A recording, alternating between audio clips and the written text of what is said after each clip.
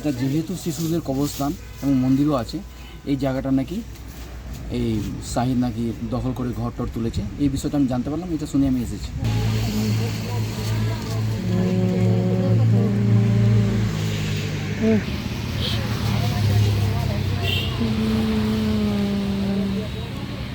আমাদের পূজার মন্দিরের জায়গাটা দুই পাশে দখল করেছে। এক পাশে শাহিদ রুবি খাতুনের মানে আমাদের প্রধানের হাজব্যান্ড শাহিদ আক্তার একদিকে দখল করছে, আর একদিকে হচ্ছে পুলিশ দখল।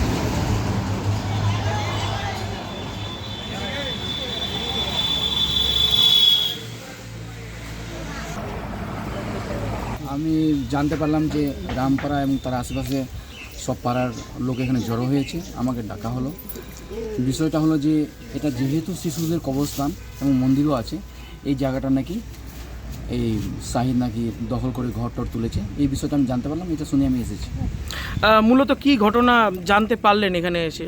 আমি এসে যেটা দেখলাম যে দুই পাশেই দখল হয়েছে, এবং হচ্ছে টিএমসি শাসনকালে এরা নাকি ভয় দেখিয়ে কিছু গ্রামবাসীকে ভুল বুঝিয়ে মানে যেভাবে পেরেছে আর কি দখল করেছে এবং দখল করে ঘর টর তুলেছে।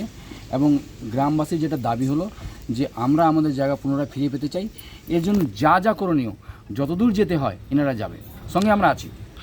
একদিকে 15 ফিট আর একদিকে 20 ফিট। দুপাশে কি কোন পাশে কে কে রয়েছে? এদিকে ডান পাশে রয়েছে যে মোহাম্মদ শাহিদ, বর্তমান প্রধানের স্বামী, আর একদিকে হচ্ছে ওয়েস্ট বেঙ্গল পুলিশ। এখন আপনারা কি চাচ্ছেন? আমরা প্রত্যেকেই চাই যে মন্দিরের জায়গা মন্দির ফিরে পাক। মন্দিরের জায়গা কেউ কিনবেই কেন, কেউ বেচবেই কেন? এটা তো অন্যায়। আমরা হচ্ছে প্রত্যেকটা ধর্মকে সম্মান করি। মন্দির, মসজিদ, গির্জা, গুরুদ্বারা জায়গা হচ্ছে না কেউ বেচুক না কেউ কিনুক। যদি এটার সঙ্গে কেউ জড়িত থাকে তাকে হচ্ছে প্রশাসনের মাধ্যমে এমন কড়া ডোজ দেওয়া হবে যে ও পালানোর জায়গা খুঁজে পাবে না।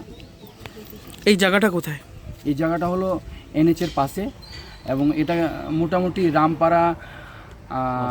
রামপাড়া সুভাষপল্লী যদি শিশুদের শ্মশান স্থান বলা হয় তাহলে মানুষ বেশি চিনবে আর কি। জাতীয় সড়ক রোডের পাশে আমাদের শ্মশান ছিল। শ্মশানটার মধ্যে আমাদের অনেক বাচ্চাগুলার করা হয়েছিল। তারপরে আমরা পূজা শুরু করেছিলাম, তো বাচ্চাগুলার ওখানে সমাধি দেওয়া হতো না। তো আমাদের পূজা করতাম, কীর্তন মীর্তন সব কিছু করতাম, আর কালী পূজাও হতো। তো আমরা এরকম করতে করতে 2011-তে টিএমসি আসলো। আসার পরে তারপরে আমাদের এই যে দখল শুরু হলো জমিগুলার। তো আমাদের পূজার মন্দিরের জায়গাটা দুই পাশে দখল করেছে। এক পাশে শাহিদ রুবি খাতুনের মানে আমাদের প্রধানের হাজব্যান্ড শাহিদ আক্তার একদিকে দখল করছে, আর একদিকে হচ্ছে পুলিশ দখল করেছে।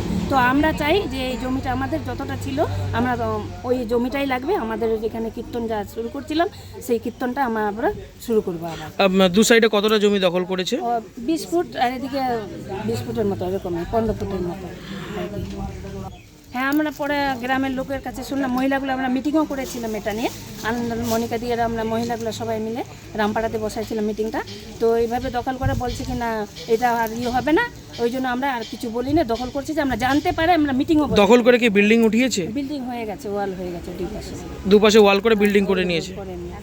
এখন আপনারা কি চাচ্ছেন? আমরা চাচ্ছি আমাদের পূজার যতটা জমি ছিল আমাদের কাছে আমরা ফেরত চাই। এই জমিটা নিয়ে আমরা আবার পুনরায় পূজা শুরু করব। যেভাবে আমরা মহিলাগুলো ছিলাম গোটা মানে সুভাষপল্লী, আমপাড়া, বাস স্ট্যান্ড সবাই মিলে আমরা পূজা করবো। আপনার নাম? এই জায়গাটা কোথায়? এটা 31 নম্বর জাতীয় সড়কের পাশে।